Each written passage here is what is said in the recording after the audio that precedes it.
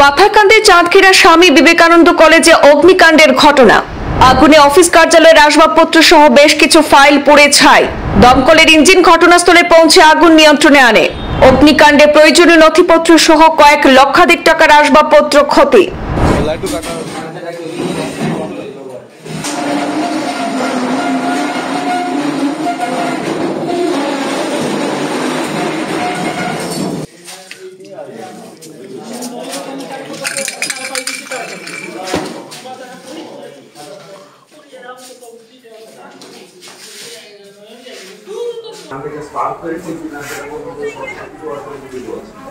আমাকে নাইট গার্ডে আমাকে ফোন করেছিল 10:54 মঙ্গলবার রাত প্রায় 11টা নাগাদ ভয়ঙ্কর অগ্নিকাণ্ড সংঘটিত হয়েছে পাথারকান্দির চাঁদখিরা স্বামী বিবেকানন্দ কলেজে। বিদ্যুতের শর্ট সার্কিট থেকে আগুনের সূত্রপাত হয় বলে জানা গেছে। উক্ত সময় কলেজে থাকা নৈশ প্রহরী আগুন প্রত্যক্ষ করে তড়িঘড়ি অধ্যক্ষ সুভাষ সিনহাকে খবর দেন। খবর পেয়ে রাতেই কলেজে ছুটে যান অধ্যক্ষ সুভাষ সিনহা সহ অন্যান্যরা।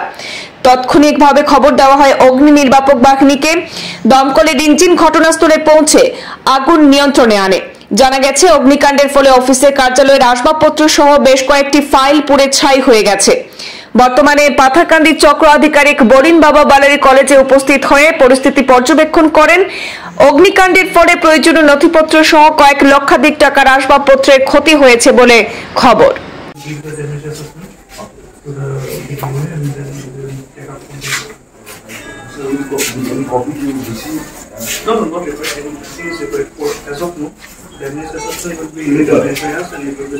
দুঃখের সহিত বলিতেছি যে কালকে রাত্রে 10:54 আমাদের নাইট গার্ড পূরণকর্মী আমাকে ফোন করেছিল।